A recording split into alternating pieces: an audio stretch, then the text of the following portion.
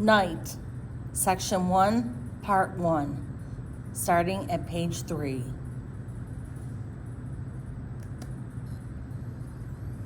Recorded Books presents an unabridged recording of Night. They called him Moshe the Beetle, as if his entire life he had never had a surname. He was the jack of all trades in a Hasidic house of prayer, a shtibel.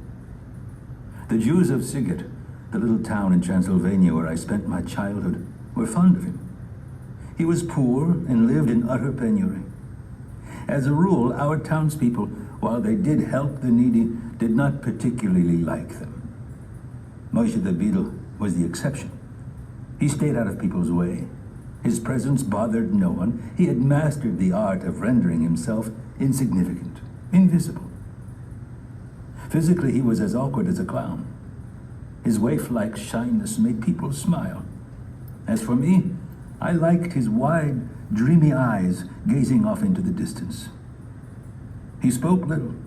He sang, or rather, he chanted, and the few snatches I caught here and there spoke of divine suffering, of the Shekhinah in exile, where, according to Kabbalah, it awaits its redemption linked to that of man. I met him in 1941. I was almost 13 and deeply observant. By day I studied Talmud, and by night I would run to the synagogue to weep over the destruction of the temple. One day I asked my father to find me a master who could guide me in my studies of Kabbalah. "You are too young for that. Maimonides tells us that one must be 30 before venturing into the world of mysticism, a world fraught with peril. First, you must study the basic subjects, those you are able to comprehend." My father was a cultured man, rather unsentimental. He rarely displayed his feelings, not even within his family, and was more involved with the welfare of others than with that of his own kin. The Jewish community of Siget held him in highest esteem. His advice on public and even private matters was frequently sought. There were 4 of us children: Hilda, the eldest, then B, I was the third, and the only son, Tzipora, was the youngest. My parents ran a store. Hilda and B helped with the work. As for me, my place was in the house of study, or so they said. "There are no Kabbalists in Siget," my father would often tell me. He wanted to drive the idea of studying Kabbalah from my mind. In vain. I succeeded on my own in finding a master for myself in the person of Moshe the Beetle. He had watched me one day as I prayed at dusk. "Why do you cry when you pray?" he asked, as though he knew me well. "I don't know," I answered, troubled. I had never asked myself that question. I cried because something inside me felt the need to cry. That was all I knew. "Why do you pray?" he asked after a moment. Why did I pray? Strange question. Why did I live? Why did I breathe? "I don't know," I told him, even more troubled and ill at ease. "I don't know." From that day on, I saw him often. He explained to me with great emphasis that every question possessed a power that was lost in the answer. Man comes closer to God through the questions he asks him, he liked to say. Therein lies true dialogue. Man asks and God replies. But we don't understand his replies. We cannot understand them because they dwell in the depths of our souls and remain there until we die. The real answers, Eliezer, you will find only within yourself. "And why do you pray, Moshe?" I asked him. "I pray to the God within me for the strength to ask him the real questions." We spoke that way almost every evening, remaining in the synagogue long after all the faithful had gone, sitting in the semi-darkness where only a few half-burnt candles provided a flickering light. One evening, I told him how unhappy I was not to be able to find in Sigurd a master to teach me the Zohar, the Kabbalistic works, the secrets of Jewish mysticism. He smiled indulgently.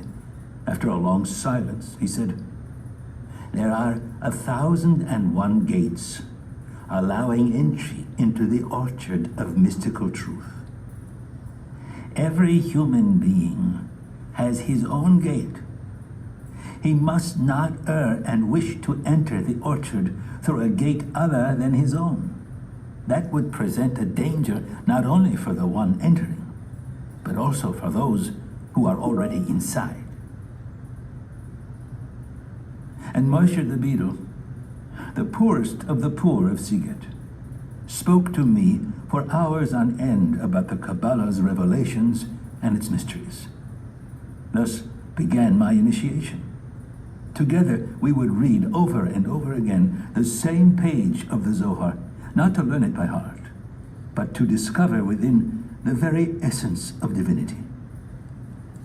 And in the course of those evenings, I became convinced that Moshe the Beadle would help me enter eternity, into that time when question and answer would become one.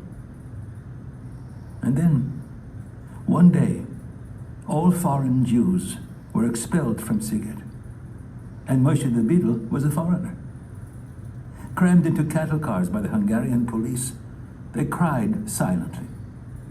Standing on the station platform, we too were crying. The train disappeared over the horizon. All that was left was thick, dirty smoke. Behind me, someone said, sighing, "What do you expect? That's war." The deportees were quickly forgotten. A few days after they left, it was rumored that they were in Galicia, working, and even that they were content with their fate. Days went by, then weeks and months. Life was normal again. A calm, reassuring wind blew through our homes.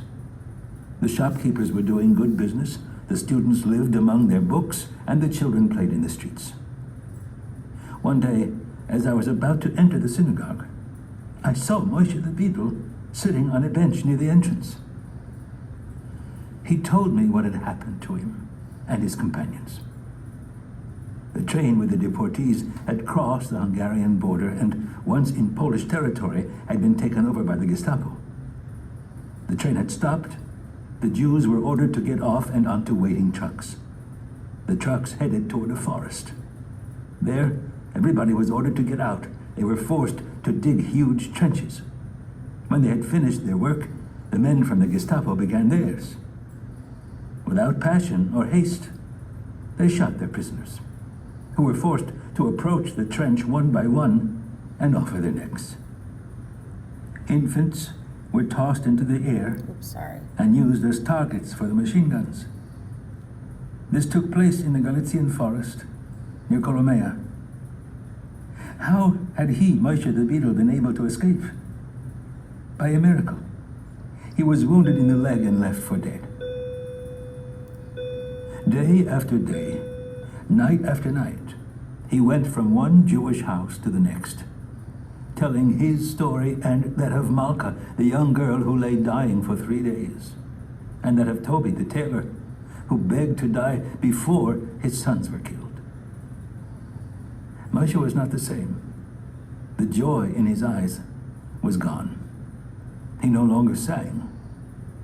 He no longer mentioned either God or Kabbalah. He spoke only of what he had seen. But people not only refused to believe his tales, they refused to listen. Some even insinuated that he only wanted their pity, that he was imagining things. Others flatly said that he had gone mad. As for Moshe, he wept and pleaded, "Jews, listen to me, that's all I ask of you. No money, no pity, just listen to me." He kept shouting in synagogue between the prayer at dusk and the evening prayer. Even I did not believe him. I often sat with him after services and listened to his tales, trying to understand his grief. But all I felt was pity. "They think I'm mad," he whispered, and tears like drops of wax flowed from his eyes. Once I asked him the question, "Why do you want people to believe you so much? In your place, I would not care whether they believed me or not." He closed his eyes as if to escape time. "You don't understand," he said in despair. "You cannot understand. I was saved miraculously. I succeeded in coming back. Where did I get my strength? I wanted to return to Sigurd to describe to you my death so that you might ready yourselves while there is still time. Life? I no longer care to live. I am alone. But I wanted to come back to warn you. Only no one is listening to me." This was toward the end of 1942. Thereafter, life seemed normal once again. London radio, which we listened to every evening, announced encouraging news. The daily bombings of Germany and Stalingrad, the preparation of the Second Front. And so, we, the Jews of Sigurd, waited for better days that surely were soon to come. I continued to devote myself to my studies, Talmud during the day and Kabbalah at night. My father took care of his business and the community. My grandfather came to spend Rosh Hashanah with us so as to attend the services of the celebrated Rebbe of Borsche. My mother was beginning to think it was high time to find an appropriate match for Hilda. Thus passed the year 1943. Spring 1944. Splendid news from the Russian front. There could no longer be any doubt Germany would be defeated. It was only a matter of time, months or weeks, perhaps. The trees were in bloom. It was a year like so many others, with its spring, its engagements, its weddings, and its births. The people were saying, "The Red Army is advancing with giant strides. Hitler will not be able to harm us, even if he wants to." Yes, we even doubted his resolve to exterminate us. Annihilate an entire people? Wipe out a population dispersed throughout so many nations, so many millions of people. By what means? In the middle of the 20th century. And thus, my elders concerned themselves with all manner of things: strategy, diplomacy, politics, and Zionism, but not with their own fate. Even Moshe the Beadle had fallen silent. He was weary of talking. He would drift through synagogue or through the streets, hunched over, eyes cast down, avoiding people's gaze. In those days, it was still possible to buy immigration certificates to Palestine. I had asked my father to sell everything, to liquidate everything, and to leave. "I'm too old, my son," he answered. "Too old to start a new life. Too old to start from scratch in some distant land." Budapest radio announced that the fascist party had seized power. The regent, Miklos Horthy, was forced to ask a leader of the pro-Nazi Nyilosh party to form a new government. Yet we still were not worried. Of course, we had heard of the fascists, but it was all in the abstract. It meant nothing more to us than a change of ministry. The next day brought really disquieting news. German troops had penetrated Hungarian territory with the government's approval. Finally, people began to worry in earnest. One of my friends, Moshe Chaim Berkovitz, returned from the capital for Passover and told us the Jews of Budapest live in an atmosphere of fear and terror. Anti-Semitic acts take place every day, in the streets, on the trains. The fascists attack Jewish stores, synagogues. The situation is becoming very serious. The news spread through Sigurd like wildfire. Soon, that was all people talked about. But not for long. Optimism soon revived. The Germans will not come this far. They will stay in Budapest. For strategic reasons, for political reasons. In less than 3 days, German army vehicles made their appearance on our streets.